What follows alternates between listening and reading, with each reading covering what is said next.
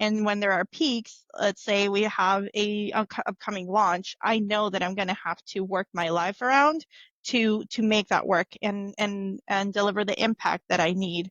But it doesn't have to be all the time, right? Then we have the valleys in which we go back to normal. So as long as your work is not just this constant peak where you're like getting burnt out, we all have peaks and valleys and we all have to, juggle our priorities. That's why it's balanced and it's not just like set in stone. This is how it's going to be. You will not find me after 5 ever. It's like, no, like obviously you switch it up and you compromise in one area or the other. Hello, everyone. Greetings and thank you again for tuning in to RAA Talks.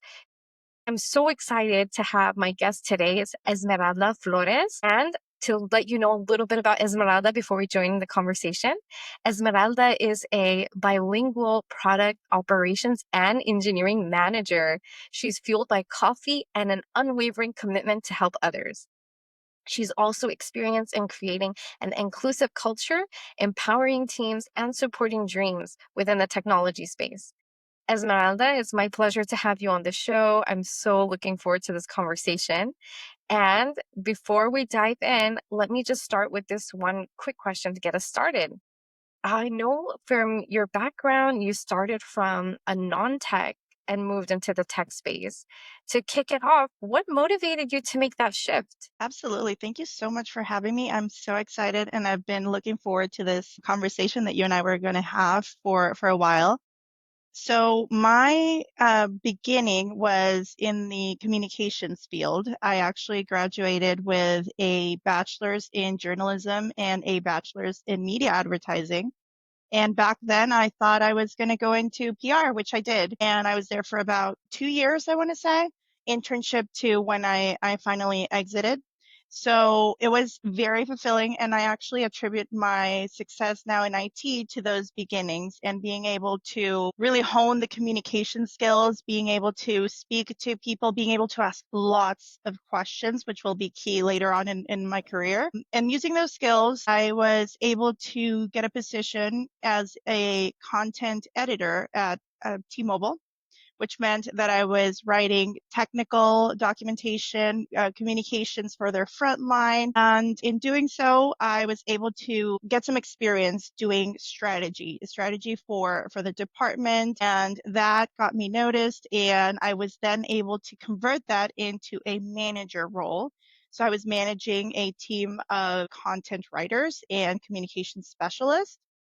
While doing that, I was able to then make a bigger network. I was collaborating with the software development team that would manage the platform in which we wrote. And through those connections, through that very important networking, a hallway conversation where I was just asking how their hiring was going was the happy opportunity that met preparedness and led me to be able to then get that job because their hiring was not going well and the position had been sitting for over 30 days. And so they were like, well, it's not going.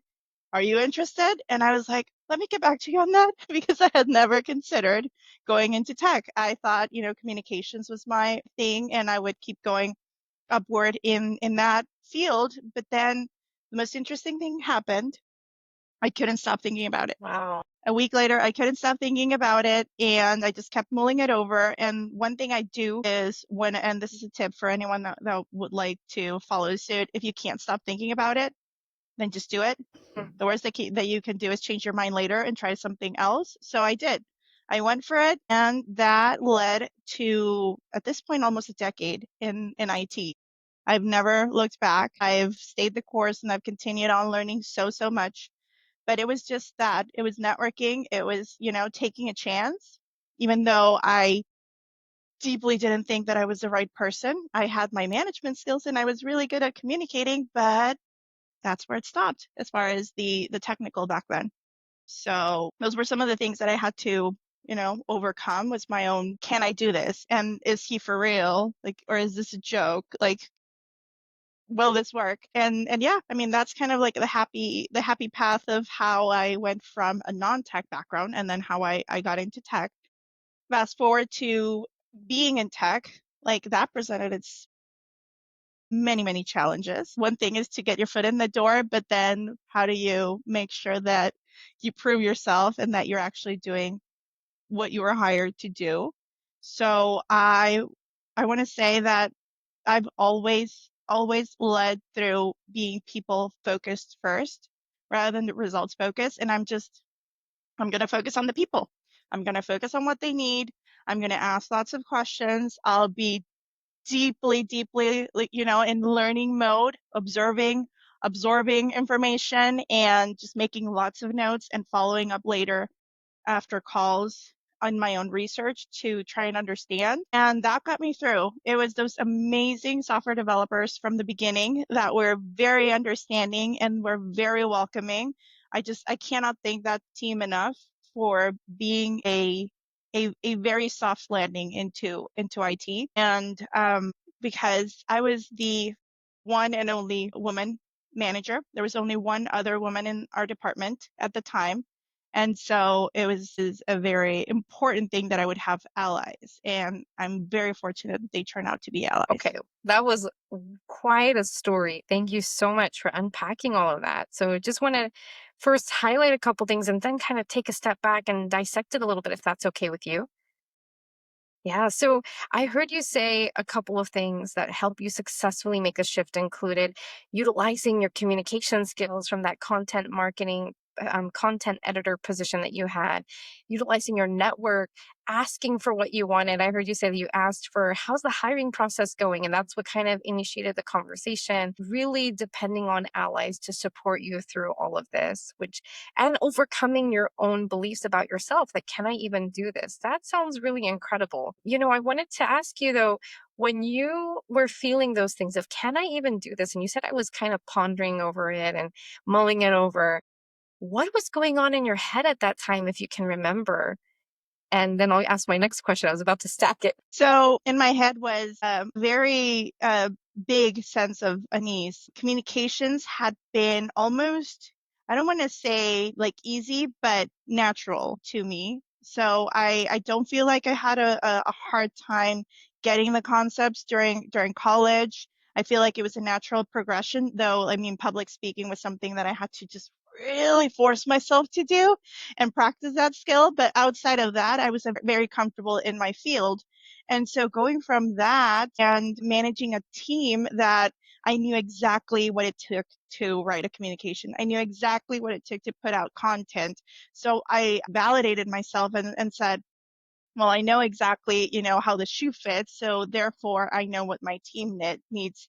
And then I went into IT and I had none of that. I was not the expert. It was not comfortable. It was a very ill-fitting shoe internally, right? Like externally, I feel like it went very, very well. I mean, I'm still here, but internally there was that struggle of, did I do the right thing? Like this is fun. And I feel like I'm very, engaged and motivated, but am I doing a good job? And being the straight A student, type A, like it was very difficult to come to that moment where you're like, but am I really good? Like facing that you might not be and grappling with that. So I did have some of that going through my head at the beginning for sure. Where do you think some of that came from? I heard you say that you were a straight A student and you've always been in the communication side. It's like you know how the shoe fits, so you know exactly what to do. But here, the shoe didn't fit well at all. And I love that example because Latinas are really big on shoes and heels. So it just fits so perfectly. But I'm wondering, where do you think those thoughts came from? Like, I'm a high performer. I got straight A's. Why am I even feeling I can't do this, even though it's a new space and new experience? Well, I feel like deep down, I mean, I knew what I was good at, and so I leaned really hard on it. And so even going back to school, like math was not my strong suit, so I did what I had to be able to keep up those A's, but it was a strong, so I would stay away from it. And so when I chose my career and it had like one or two math classes, I was I'm sad, So it was almost like reflecting now as an adult that has done some soul searching, some unavoidance, and leaning very hard into my strengths and not trying what was uncomfortable, what I saw as not being good. And it was just because I hadn't practiced, right? Practice makes you good. People have natural talents, but you really have to hone them. So I was kind of like avoiding that, and this made me face that. Mm, I was like, it's like wearing heels after wearing my comfortable sneakers. So yeah, totally. it was that. So you're wearing heels after wearing comfortable sneakers. So what helped you really break in those heels and start feeling like I can really strut my stuff and walk like I'm super confident in this role? Well, it didn't happen for a while, and there were some outside forces that didn't help. So I had my own internal struggle of like, am I good enough, and not wanting to settle for I'm okay with not being the best because that was going against my personality entirely. So I wanted to get over that slump. But there were people that were like, well, you're not technical, but you understand this. It was this, it was said as a compliment, but it didn't feel that way, right? Like it was like a welcoming compliment of like, oh, you don't come from this background, but you kind of understand Yeah. our language. Yeah. And it's almost like I felt the same as if when you're bilingual and you're like speaking your not native language and you think you're doing a great job and someone's like, oh, like comments on it and it just makes you feel a little like, well, okay. Yeah. I did my best, but obviously my best landed kind of not in a great spot. So those types of comments of me not being technical in the beginning, I didn't see as an asset. I didn't see them, whereas now I'm like, hell yeah, I came from a non-technical background and here I am. But this is almost 10 years later, right? I have the experience that I've gathered for all that time. But in the beginning, it did not feel as a pro. It did not feel as an asset. Yeah. And so having those voices validate that I was not, in the right space didn't help with the imposter syndrome that I had in the early days more frequently than now. That makes total Just doesn't go sense. away. It's I mean, well, you already mentioned it, right? Like you have your own internal struggles that you're trying to battle because it's a new space. It's not obviously one of your strengths, but you want to make it your strength. And in doing that, it's like the world is crashing down on you at the same time, but you're trying to push up from the inside. So it's like it requires that much more out of you. And it's hard when you're not getting this external support. That brings me to my next question about what's a challenge you faced while climbing this corporate ladder? Like you talked about going from individual contributor to manager as a Latina woman and being bilingual. What was one of these significant challenges that you faced? And could you tell us a little more about that and how it affected you? Of course. I mean, I think that it was more so than Latina. One of the things that was really defining moment was um, becoming a working mom Mm, and having to go back to the workforce with a baby and trying to understand how I would do it in a male dominated field because I would have to figure out things like pumping schedules, etc., at work and just having to tell my boss who was very understanding but still a man, and it was just different, and my team having to cut out from a certain meeting, etc., to make things work. And the room was like right in front of our pod.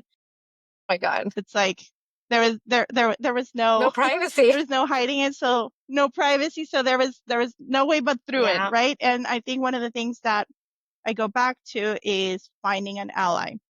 My very, very first boss at T-Mobile, at that point we were peers. She had gone through that previously, and so I leaned on her as a role model. And I'm like, if you did it, then I can do it. But how did you do it? Because I don't even know where to begin.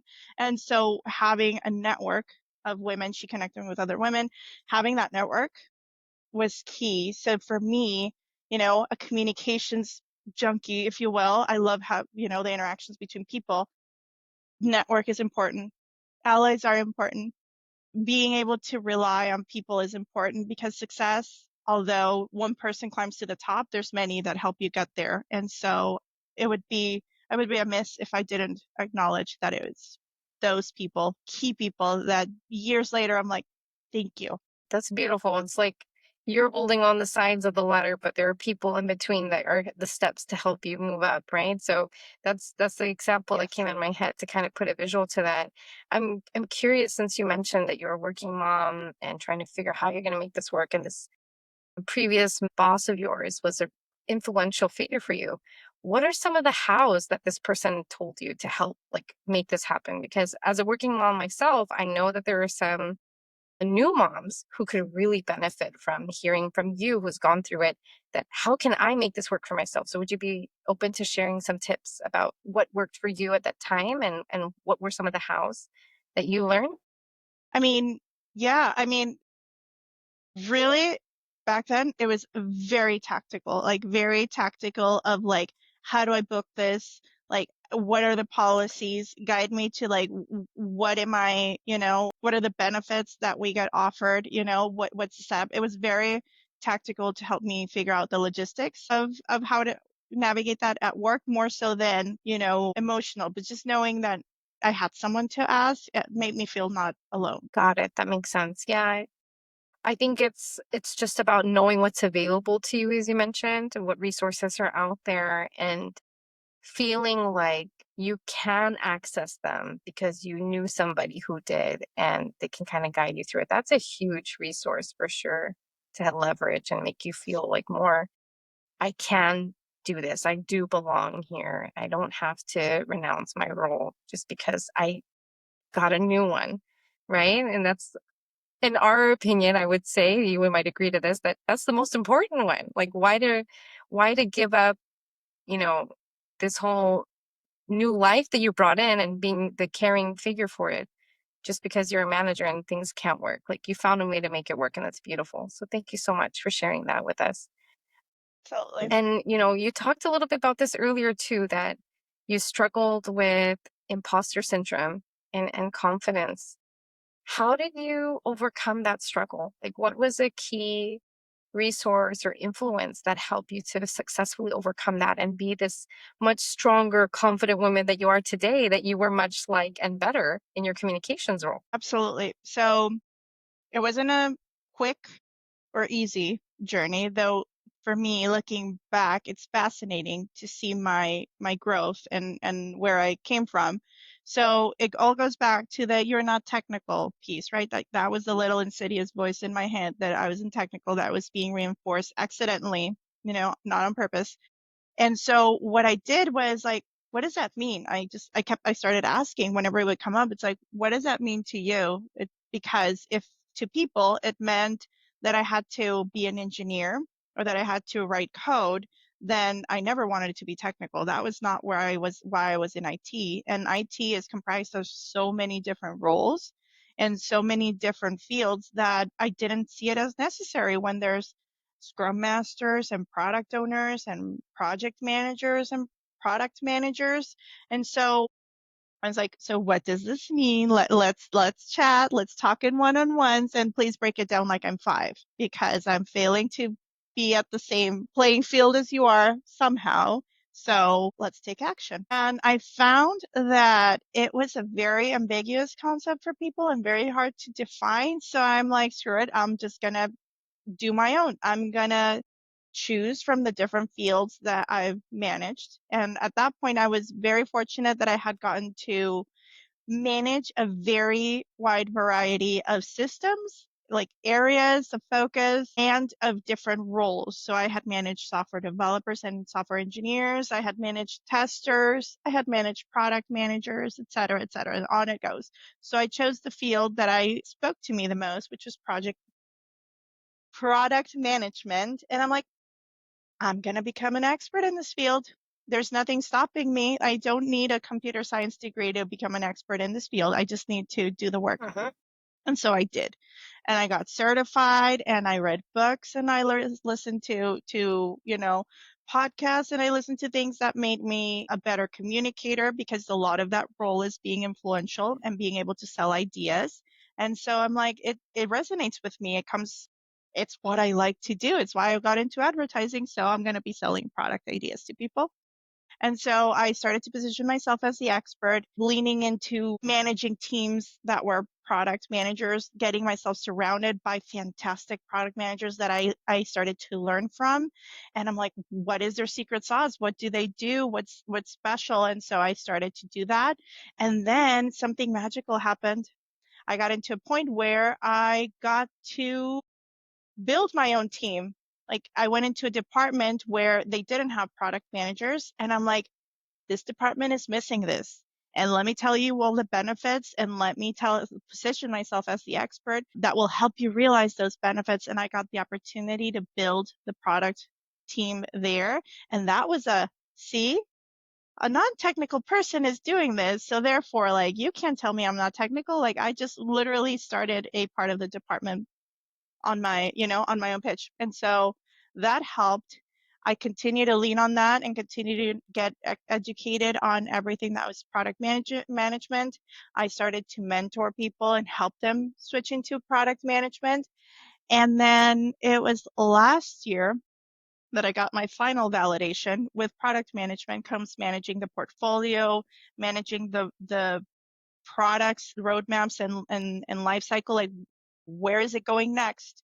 And it was all internal. These are all internal systems. It's not necessarily customer facing stuff, but one of the products that I was managing at that time was Slack. And I got invited to speak at their developer conference, and along with my peer that's a product manager, and I was able to talk to that audience about how to do it, how we were, running Slack at a corporate environment. And that was, to me, the biggest, you know, turning point and validation of, look how far I've come. Like, I went from, hey, you're not technical, to, hey, can you speak to a very technical audience and show what it is that you're doing? And that was, to me, one of those moments where I'm like, I'm just not going to have this be a thing. And we're talking last year. So do I still get imposter syndrome? Absolutely. But it's about other things. It's not about that label. I've embraced that label. We're talking about that label here, right? So that was my journey. That's a beautiful journey that you shared. Thank you so much. And I think it just shows, kind of to sum up what you said, it's all about embracing learning and accepting imposter syndrome as part of the process to kind of fuel you to learn more and help you to be excited to push yourself outside of your comfort zone. Because that's what it sounds like you've done, but you just didn't stop. And it sounds like you just kept going. Like, I have this one challenge, I'm going to overcome it. I'm not going to look back just yet. I'm going to keep going. And then you have the next challenge, you overcome it, you keep going. And then now you've looked back, like you said, over a decade. Now you're looking back and you're like, wow, yeah, I have a sense of validation. But it's what I thought was so interesting was you didn't look back each time you overcame something to see, did I get validated? It was just that you overcoming in itself was enough validation to move you on to the next one. How true is that for you? It's so true. It makes me think of Monopoly. I'm very competitive, but like, I'm very competitive with myself. So it's just like, if I do something that and it works, that fuels me for the next one. And I want to challenge myself to do more. It's like, oh, I got this property in Monopoly. It's like, I'm gonna go get the next one, and like, let's see how many I can acquire by myself. So I'm my own best and worst competitor, but I think that makes for some very healthy competition, right? Because it's all about me, and all about pushing myself and what I can do. Absolutely. And yeah, I didn't look back each time, but now looking back, I wish I could go and give myself, like my prior self, a hug and say, I think you're doing great. It's gonna work out. So Oh my gosh, I love it. Yeah, that's so important. And I think it just shows it's a unique story because many times we feel like, oh, we need to go and give ourselves a hug. Like, we need to have that sympathy and empathy for ourselves. But you don't always need that because then it's like when you're raising little girls. I have a little girl. I'm not, do you have a son or a daughter or both? You said you're a mom, both. Okay. So when you're raising them, you feel like you want to toughen up the boy a little bit. But usually for girls, you're like, oh no, it's okay. Like, they fall. You want to just hug them and protect them. And sometimes we carry that in our adulthood and we feel like we need that, but we need to also embrace the toughness part, that we can give yes, ourselves a small pat on the back, but we don't need so much of it that we feel like we need that comfort to really console ourselves to move forward. Because then, in a sense, that's also holding us back and limiting us from achieving so much more. And I think your story was a right. testament to that. Like, give yourself a little bit of comfort, but not too much that you're holding yourself back from moving forward and really propelling yourself. You're absolutely right. I think if I had coddled myself or allowed for someone to coddle me back then, I might have gotten comfortable and said, this is where it is. and I'm good, right? I made it.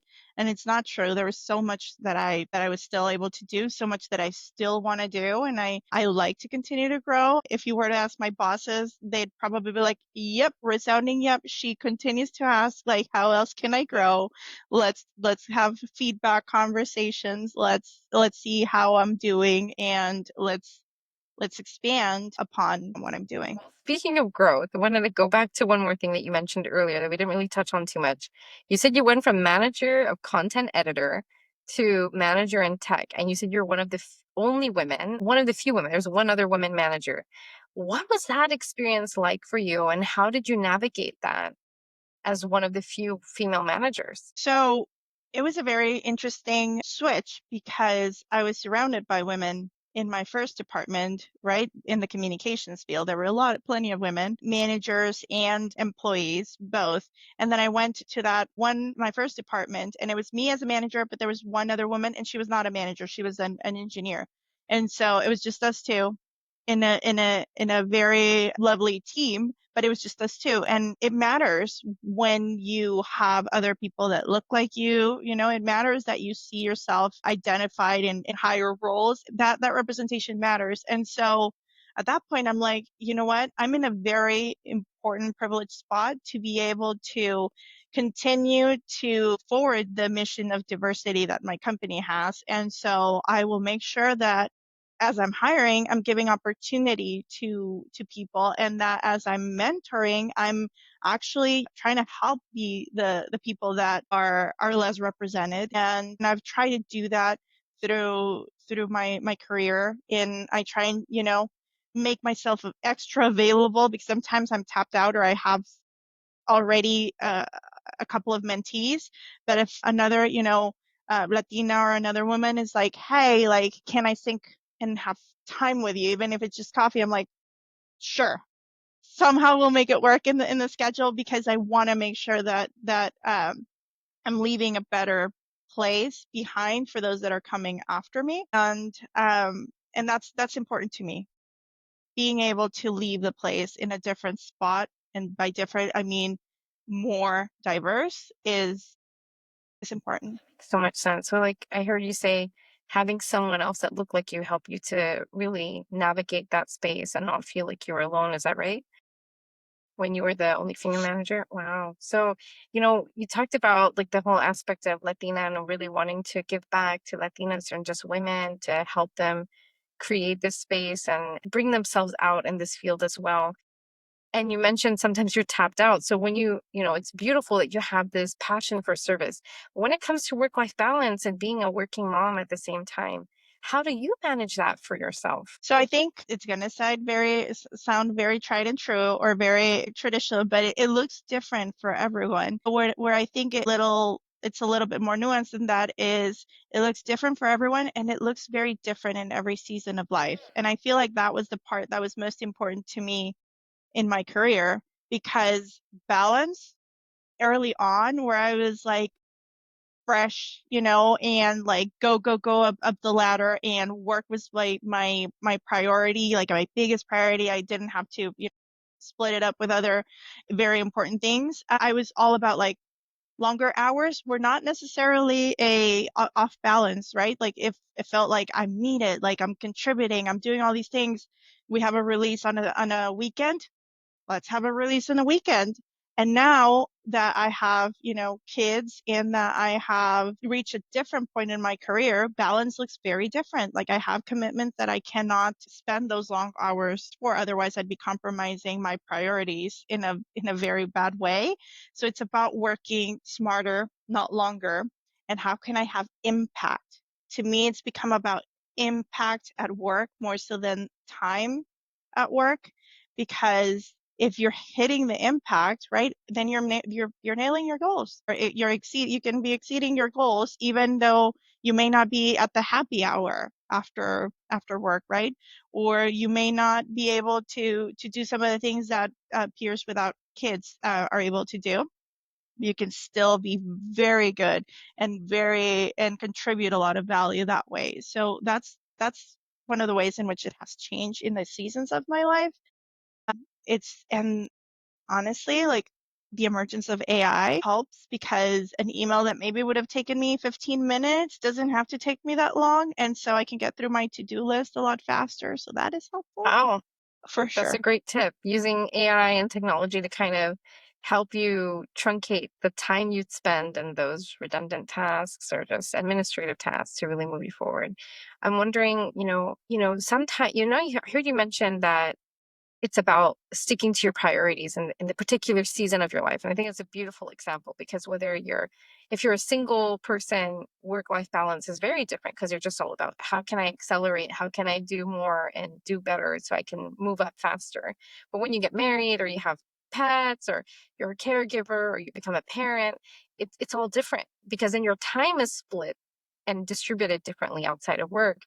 Even though your priorities have changed, maybe sometimes you have a manager who doesn't really agree with that. So I heard you say you don't work longer, but you work smarter and you use technology to help you do that. But what if you have a manager who's really coming down on you and is like, no, I need you to work longer? How do you kind of manage to navigate that situation and still hold true to your priorities and what's really important to you at heart? I think that the answer to that and how you go about it may depend on the privilege that you have, right? And your circumstances. And me saying, you know, change jobs again comes with a lot of privilege because it's a very difficult thing to achieve, right? And you may be someone that's like the head of household or like the sole provider or have all sorts of things that you have to consider, and it may be that you have to manage the situation. But in an ideal world, I would say that job does not align with your priorities, right? And it's making you compromise a core value, like the foundation. And unless that person leaves, which we can all hope, right? Because that sounds like a very terrible manager, then it's very hard, right? It's gonna impact your mental health. It's gonna grate on you. So eventually, if you have the opportunity, I would say leave. That company does not align with your values. I'm very fortunate that I chose a company that aligns with my values and that puts the employees first. And so I haven't had that be the case. Also, I understand that in my role, there are peaks and valleys. And when there are peaks, let's say we have a upcoming launch, I know that I'm going to have to work my life around to make that work and deliver the impact that I need. But it doesn't have to be all the time, right? Then we have the valleys in which we go back to normal. So as long as your work is not just this constant peak where you're like getting burnt out, we all have peaks and valleys and we all have to, juggle our priorities. That's why it's balanced and it's not just like set in stone. This is how it's going to be. You will not find me after 5 ever. It's like, no, like obviously you switch it up and you compromise in one area or the I other. love how you mentioned that example. It's peaks and valleys, and it's not about like this set in stone rule. Like when people think about work life balance, they're like, oh yeah, it's 50-50. But it really isn't like that, especially for working in tech. Like I remember when I was working at HP, it was never like that. It was like exactly you said, like peaks and valleys. You're gonna have longer hours when it's an upcoming launch, but once that launch is over, things start to cool down a little bit, and you can be a little bit more flexible with your personal life. But I think what you mentioned there, which didn't really come out, but it's what I heard you say in its entirety, is flexibility. Like being flexible and being willing to be fluid, to go with the flow, but also know when it's time for you to step up and advocate for yourself and your values, and having the right judgment of when it's the right time for you to advocate for that, but also being flexible to kind of give back to the company at the same time. So it's just about being willing to adjust and having that right sense of judgment. How true is that for you in the situations you have experienced? It's so interesting that you mentioned that because I am a big believer in personal branding and in making sure that you and I promise the story has a point, having something that's like just like brands, right? Like you associate a certain brand with certain adjectives. And so for me, when I started as a manager, I was like, what do I want to be known for? And I want to choose certain things about me, certain traits about me that I would like to highlight through my behaviors. And so one of those ended up being adaptability, which is very very similar to flexibility. I'm like, I'm gonna through my behaviors, through the opportunities that I take, through how I navigate corporate life, show that I'm very adaptable. And it has been a very successful brand because I've gone from, content to tech, but in tech, it also helped me navigate because I've managed knowledge management systems, I've managed customer facing websites, I've managed HR systems, corporate real estate systems, collaboration systems. So the list goes on. I've been all over IT managing different systems, and the key was adaptability. And so again, it translates to how you flex in life, right? How you go about eating. If even in your own nutrition, if you're like, this is my rigid 50% carbs, Yeah. 20%, I don't know, fats and 30% protein, and you're like, I have to hit it, you're gonna be so Yeah. miserable. You need that flexibility and look at the overall picture. Like, how are you doing, right? Like, take a step back and look at it from a wider lens. And so that's something that I apply to my leadership, that I apply to my work-life balance, and not so great at my eating, but Yeah. trying. No, it totally makes sense. Sometimes we try to focus more on, no, I can't eat any carbs because I got to make sure I have the right body type, right? But it's all about Yeah, being accept. And when you talk about adaptability, I mentioned body type. It's like when you have kids and you get pregnant and everything. I feel like we put so much pressure on ourselves as women that we're not even adaptable in that sense. That we have to be comfortable with the changes of our body that comes along with the life changes, and stop trying to be so rigid, as you mentioned. So that was just like a side bit in terms of life, not just career. yeah, But when you wanted to absolutely. kind of pivot a little bit, and when you're talking about adaptability and just being fluid as well, you also mentioned in your intro that you're very passionate about creating an inclusive culture. And I know as a Latina woman that you have a lot of insight as to what that might look like being a minority and growing up Latina.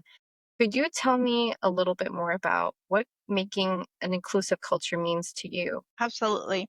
It's so interesting because it's so layered, and like, I'm in a big company, and so we are a distributed workforce. We are in all time zones within the US and different states, etc. So diversity and inclusivity specifically, like, it's even like small things of like taking into account someone else's time zone when you're setting up a meeting. It's that nuance and that small. Like, it doesn't cost you anything to look at their profile and say, oh, this person is on the East Coast. Like, I'm not going to set up a meeting at 4 p.m. Pacific because that is not very nice. So it's about making sure that the people get to show up to the table, like, just by making small accommodations that cost you nothing. So there's that geographical inclusivity that I try to make sure is there. I do small things, and these are like things I do, but also like tips if people want to take them. Like, put 5 minutes delay start in your meeting to make sure again that the people get the opportunity to show up. Like, that's like step number one of the inclusivity game, right? Like, get them to show up, and then once they're there, what are you gonna do to make sure that their voices are heard, right? I already talked about the diversity piece of hiring, right, and mentoring, but there's only so much that you can do one-on-one. It's very hard to just do that one on one. So sometimes you have to go broader. And that's why I do things like this podcast, like partnering with Latinas in tech to do panels, partnering with women in product to do like other types of speaking engagements, because you have the opportunity to reach so many more people that might benefit from listening to others say, yeah, it's okay to do it. Like, you're not alone, right? So That's a really great point that you bring up. Like sometimes it's just when you're hearing something one on one, sometimes we feel like, oh, yeah, that's the best way we're going to learn. That's really how we're going to overcome something. But when you hear it on a grander stage or in a bigger audience, I feel like when you just mention that, it does have a bigger impact because then you don't feel like the person's talking directly at you. And then you're less defensive and more receptive. And that also takes a part in what you're able to take in so that you can kind of massage what your current thought process is and your beliefs about yourself. and you're going to be more accepting of it. So I think that was a really great point you brought up. That's some of the difficulties I face actually when I coach, because it's all one-on-one mostly, and I do some group coaching. But I find in the one-on-one, many times it's common for people to be a little bit defensive when you bring up an observation or you try to challenge a certain thought, because it's like you want to protect yourself. You've always thought this way, you've always believed this, and it's natural to be a little bit defensive and protective. But I think it's beautiful that you mentioned group setting has a greater impact, and it's so true, which really makes a difference. In terms of your team, like, I'm sure you have a diverse group of team members, like from different genders, not just male and female. How do you create an inclusive culture for your team to make sure they feel like they belong as a leader? Absolutely. I feel like in that particular space, I have a lot to learn, Mm, right? Because it's not, I can speak to being a woman, right? I can speak to being a Latina, although I'm only speaking for me. I'm not speaking for the entire population, but I don't have a background to speak on that. So all I've been able to do is, educate myself through the internet. Google's a great tool to be able to find information, because I find that putting that on the individuals is not the right move. When you're trying to be inclusive, if you're putting the onus on the person that's being on the outskirts to teach you, then you're not really being an ally, you're being a burden. And so I've tried to teach myself through means of just finding information that will lead me to ask better questions, because I'm a journalist at heart. That's what I studied. And so I like asking questions. I like understanding people and getting to know their stories. So I'm very question driven. And that's one of the things that I've done more tactically. How I've applied it, let's say in my team meeting, is whenever we have someone new join, in the past, what I've done is made it an option to say, okay, so we're going to introduce ourselves round table. Yes, I know it's not an icebreaker, but yes, bear with me. No one likes to do this in corporate, especially in IT, where many are very introverted. But we're going to include our pronouns. Whoever feels, comfortable sharing their pronouns, like, that's going to be available. But again, it's it's something that my company is open to. Like, my signature, one of the ways in which, like, in writing, I don't even have to speak to the person to let them know that I'm an ally. I have my pronouns listed. And so it's just those little ways. I find that, like, big splashes are one and done, and then you're like patting yourself in the back. I'm like, "Ah, I'm such a great ally." But it's like the small incremental things that you do that really signal to people, this person, is a safe place to land. that's so And that's what interesting. I aim for. Thank you so much for that. There was one thing that you mentioned towards the end, and I really wanted to just touch on it real quick. You said I add my pronouns to my name to show that I'm an ally. I've never really thought about that. Like, I consider myself as an ally for other groups, but I don't put my pronouns because my name is so long, and I try to put pronunciation in my name Yeah, because that's what people really like mess up on. totally. But I never put the pronouns. But I'm curious, since you said you do that to show you're an ally, how do you know that putting your pronouns actually shows you're an ally? Has someone addressed that to you, or have you gotten feedback on that in that sense? Mean, it's such a personal conversation for those that don't have he, him, and she, her, like this, the what society has been grown up to say is the norm. It's a personal conversation, and I feel like it's one of those where you have to know that the other person's willing to listen to you and welcome you and accept you and not judge. And so it's not necessarily that someone's like given me a pat in the back and said, thank you for putting that out there, but it's more so me saying, if I wanted to, talk about this with someone, like, how would I find them? And it's like, well, it's not like they're walking around with a sign, but I'm like, but you kind of can be walking around with a sign saying, hey, like, there's a reason I put these. And even though mine are she, her, like, people, it can be a conversation starter. So I put it more out there as a conversation starter. And I think that people will either feel seen, right? Because they know that the conversation can be possible, or they can just leave it there and be like, okay, cool. Like, it's just another thing in her signature. Makes so much sense. Yeah. Thank you for sharing that. I learned something new today. So honestly, that I never really thought that deeply about it, but I always like to make everyone feel included. Like I know this is not for me to talk about myself. I'll just give a quick blip. I've always felt like an outsider growing up. I never wore the headscarf growing up. It was a choice I made in my late 20s. But even without it, I've always been treated like an outcast. I've always been told, like, people would mistakenly think I'm Indian, but I'm Latina. I just look Indian, which is really interesting. And Yeah. many people, there were people in my middle school who even called me like a terrorist when 9/11 was going on. And it had such a big impact on me because, like, I'm Latina, I don't look Latina, but I look Indian, but I'm not like fitting in with any crowd. So it was always, where do I belong? How do I fit in? And it was a constant struggle for me into my 20s, as I mentioned. And I made the decision, hey, I'm a Muslim. I'm going to wear this headscarf, even though no one in my family wears it by choice. Like they wear it for different reasons, but I'm going to wear it from now on. And that's part of who I am. And I've never looked back. And since that day, and even before that, I've always been, it's been my mission to make everybody feel included, no matter what your color of your skin is, where you're from, what language you speak, and what disability you have or what gender you choose. Like, I will appreciate you and accept you for who you are, but I don't feel like I need to put a label on that, Like, that's why I never put the pronouns because I felt like it was always implied for me. But what you mentioned was just because you feel that internally, people might not actually see that. So it's important to show it a little bit more in a way that others can understand, not just how you understand it and perceive it, because they're not in your head. So that was a really great learning point for me today, that even though that's something I really embrace, I should do a little bit more in showcasing that so other people can really see. That's where the stance I take. So thank you for that. I really appreciate it. Didn't mean to take up the stage there.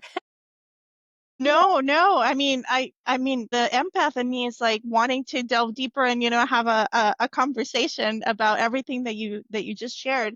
And it's such a brave experience to share, right? Within the internet, and such a vulnerable place. And I'm so fortunate that I met you and that you involved me in this journey that you have in this quest to make it a better place than where you found Yeah, it. totally. Right. And like make it more inclusive. And I love that you made the brave choice because it almost felt like a rebirth and like a reclaiming of this is how it was when others were in control, right? As you were growing up and trying to just survive middle school, high school, like all those years. Mhm. But in your 20s, you're like, I'm going to make this my thing, right? It's not going to be a label that defines me. It's going to be one that empowers me and one that's going Absolutely. to help me propel others forward. And I love Thank you that, so much. By the way, side note, we're going to do a coffee chat later to continue that conversation and learn more about each other. But right? totally. No, I'll send you a link for sure. It is so important because I mean, real quick, last note on this. I think what happens is as we're growing up, I mean, my 20s was such a long time ago, but what happens is I feel society tries to tell you who to be. The beauty companies try to tell you who to be. Your friends try to tell you who to be, and your family try to tell you who to be. So it starts from it's almost like it starts from the inside, but it quickly expands on the outside and comes back inwards. And it's like you have all these voices coming at you that you don't really have the space and grace to really figure out, who do I want to be? Who am I? Yeah. And I feel like that's what this headscarf has given me. And it's more it's part of me. Like, many people think of it as, oh, like women who wear the headscarf or dress very modestly, or like wear looser clothing that don't show the shape. I shouldn't say dress very modestly, but like wear different types of clothing to hide the shapes of their body and all. It's like they're seen as they're disempowered. They don't have a voice, but it's quite the opposite.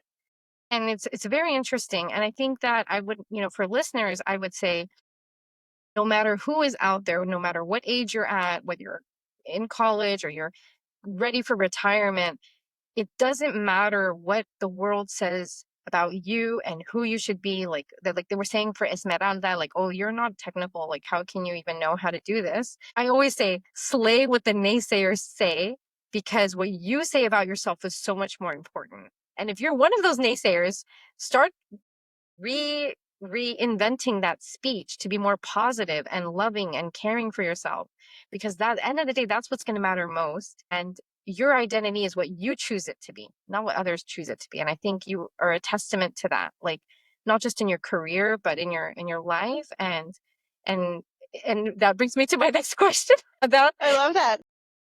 like, how the first, I love how, I'm going to go back up to here. The first thing that you mentioned, which was really interesting about your intro, Esmeralda is a bilingual product operations engineering manager. And that brings me to my next question about how has being bilingual influenced your career? Because that was the first word that you put, and I can sense the importance of that to you. So I'd love to hear more about that and how it's impacted your career. Absolutely. And it was a conscious choice, right? The word count is Yeah. limited, and I wanted a powerful statement, and also a powerful statement, and a filter of sorts, because I want the right people, the right companies, the right groups to gravitate towards me.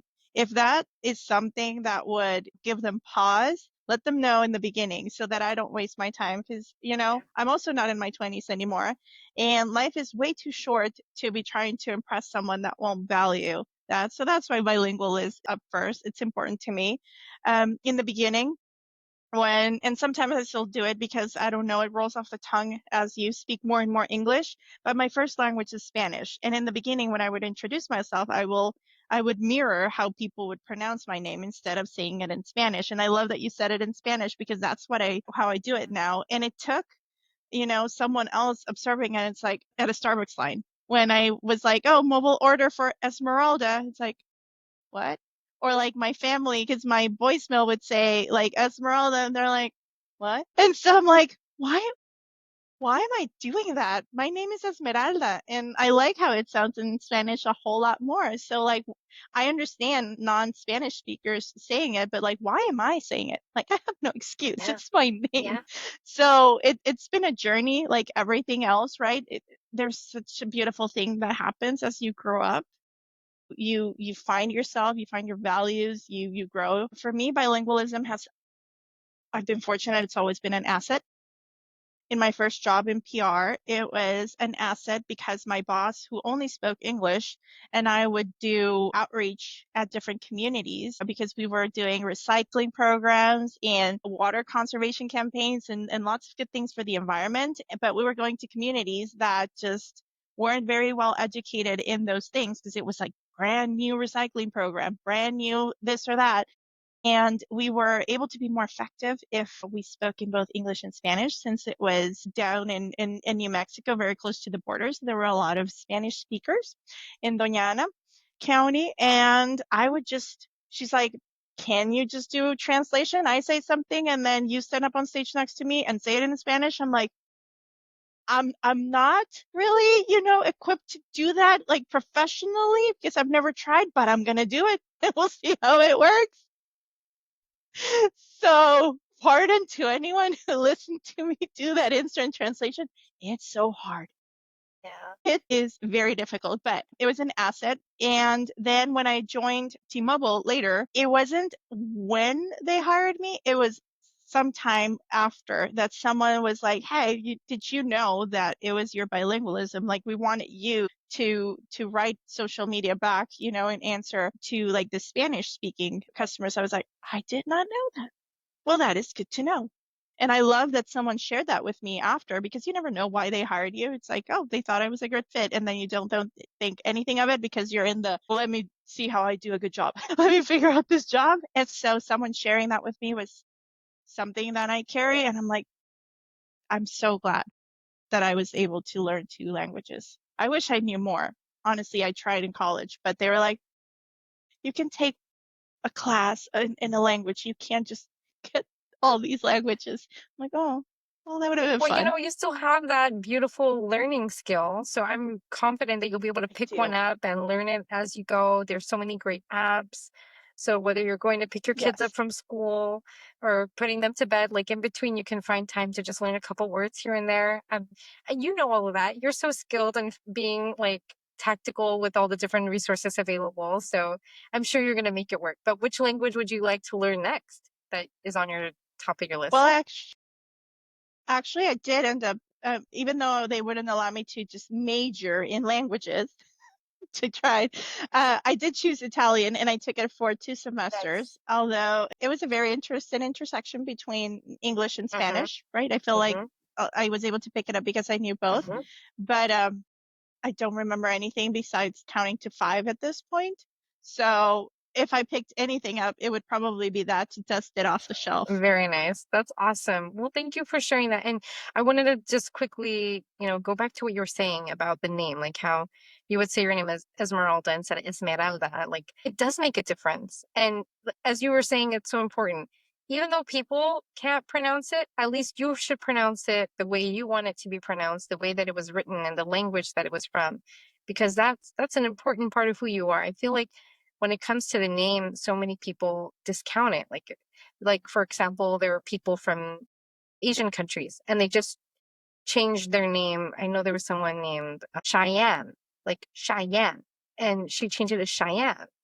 And it's a subtle difference, but it's not, it's a Cheyenne. It's so different. It's like you're changing a part of who you are, your language, just to accommodate yourself to the new culture. Like people pronouncing it is one thing, but at least keep that authentic part of you and don't change who you are internally. I think that was a really beautiful example that you shared, and I just wanted to quickly highlight that.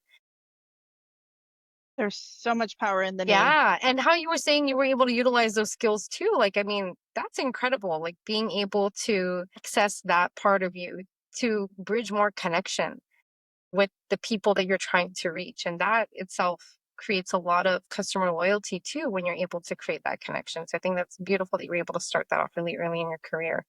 But thank you so much for that. I Yeah. really, really appreciate that.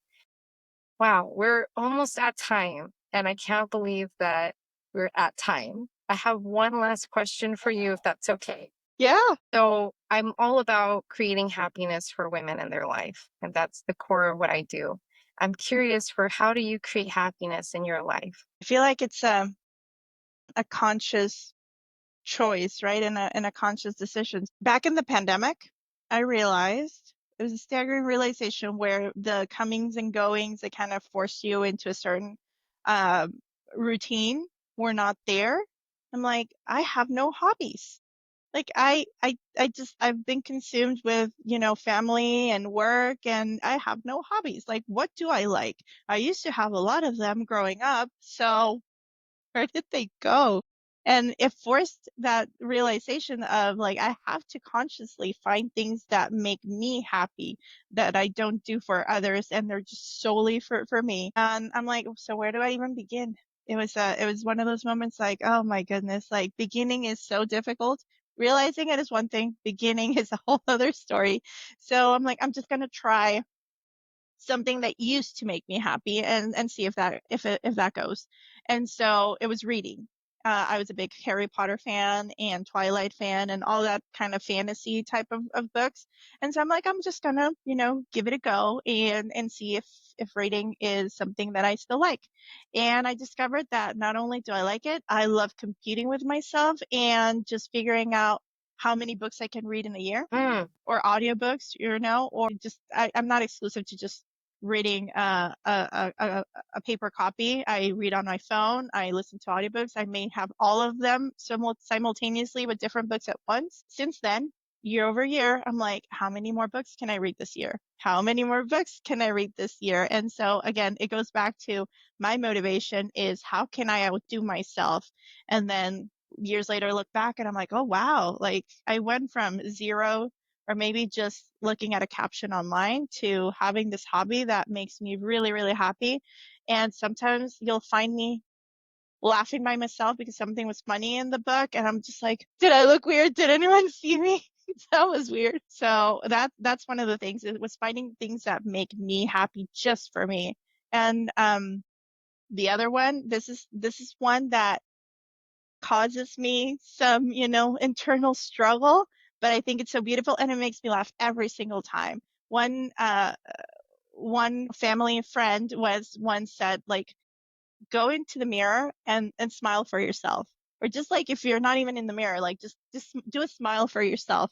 And that causes me to both cringe, but laugh at the same time. And I end up smiling every time I think about it because I don't do it often. Every time I'm like, yeah, I'm just gonna smile for myself, and it leads to me laughing, and it just helps my mood. Anytime I think about it, it's just like because I feel it's so awkward doing it. The awkwardness leads to me laughing, and then it just in general gives me a better mood. That's so That interesting. boost. Thank you so much. So yeah, that's, actually a scientific fact is it takes less muscles to smile than it does to frown. So it generates more happy hormones in the body and those positive hormones. That's a great thing that you just mentioned. Thank you so much for that. And for your book hobby, that's fantastic. And look at you including adaptability and flexibility. I'm not just going to have a paper copy. I'm going to read on my phone.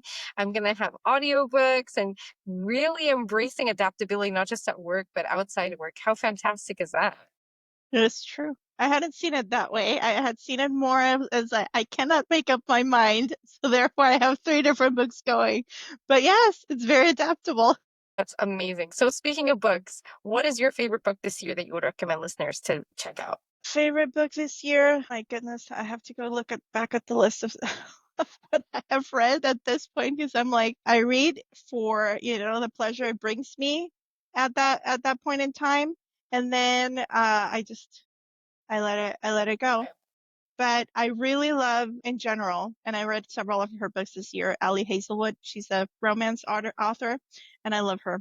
I love her books. Anything she writes, I'll pick up. Ali Hazelwood. Well, thank you so much for sharing that. Listeners, go ahead and check that out if you want to get in the mind of Esmeralda and what she's getting perked up by outside of work to kind of boost those laughs and smiles along. Esmeralda, we've come to the end of our show today, but I just wanted to, let you share with users if you're comfortable, if they want to reach out to you and get to know you more and even schedule a coffee chat, what's the best way for them to get in contact with you? I would say LinkedIn. Okay. All right. Would be the best means. So I'll go ahead, if you're fine with that, drop your LinkedIn profile in the show notes so that everyone can access that easily, if that's okay with you. Okay. And, before we go, users, be sure to subscribe to this podcast. Give me a follow on LinkedIn, Instagram, and YouTube. And if you have any requests for future topics or speakers, send me an email at Raihana@rawcoaching.com, and I'll drop that in the show notes. Thank you so much again, Esmeralda. It's been such a pleasure. Mucho gusto. And I'm looking forward to our future coffee chat and continuing this relationship. 100%. Thank you so much for having me. It was a blast. Thank you again.